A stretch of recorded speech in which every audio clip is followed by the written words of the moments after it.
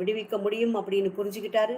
தாஷ்கனு உடனடியா தனது குதிரையிலிருந்து கீழே குதித்து கோதாவரி நதிக்கரையில நின்னுகிட்டு 2 கைகளாலும் நதி நீரை எடுத்துக்கிட்டு, புனித கோதாவரி மாதாவே, என் சத்குரு பாபாவிடம் உன் மீது ஆணையாக நான் வேண்டிக் கொள்வது இதுவே.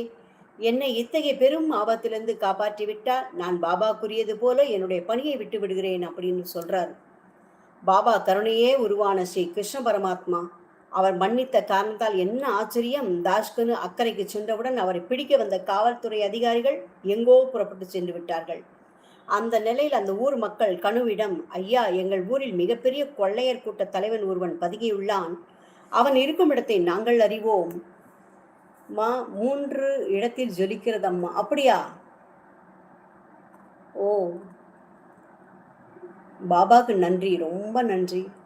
நம்மளுடைய சாய் சொந்தங்களுக்காக அவர் ஒரு அதிசயம் பண்றாரு. ரொம்ப நன்றி பாபா. எல்லாருடைய பிரச்சனையும் தீருங்க பாபா. நீங்க இருக்கீங்க அப்படிங்கிறது உண்மையா தெரியுது பாபா. அது காட்டி கொடுத்துருக்கீங்க. அவங்களோட பிரச்சனையும் தீர்த்து வைங்க பாபா. ஓம் சாய்ராம். அவன் இருக்கும் இடத்தை நாங்கள் அறிவோம். தாங்கள் அவனையும் அவனுடைய கூட்டத்தையும் கைது செய்யுங்கள். எங்கள் ஊரில் உள்ள அந்த தீய சக்திகளை அப்புறப்படுத்துங்கள் அப்படின்னு வேண்டுறாங்க. தாஷ்கனு உடனடியாக அந்த கிராமத்தில் நுழைந்து அந்த கொள்ளை கூட்ட தலைவனை கைது செய்து காவல் நிலையத்துக்கு அழைத்து வராரு. அந்த ஊர் மக்கள் காவல் நிலையத்துக்கு வருகை புரிந்து அனைவர் முன்னிலையிலும் தாஷ்கனுவை பாராட்டி வணங்கிட்டு போறாங்க. அவருடைய மேலதிகாரிகள் அவரிடம் உத்தரவின்றி நதியை தாண்டி ஒரு நாள் முழுவதும் சென்று வர காரணம் என்னன்னு கேட்குறாங்க. தாஷ்கனு கொஞ்சம் கூட யோசிக்காம கொள்ளையர் கூட்டத்தை பிடிக்கவே தாம் அங்கு சென்று விட்டதாக கூறிட்டார்.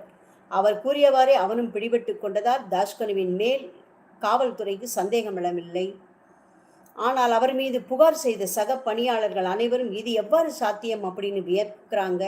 தாஷ்கனு தப்பித்தது மட்டுமல்ல, அவர் செய்த சாதனையை பாராட்டி அவருக்கு பதவி உயர்வு விரைவில் கிடைக்கவிருப்பதாக தகவல் வந்து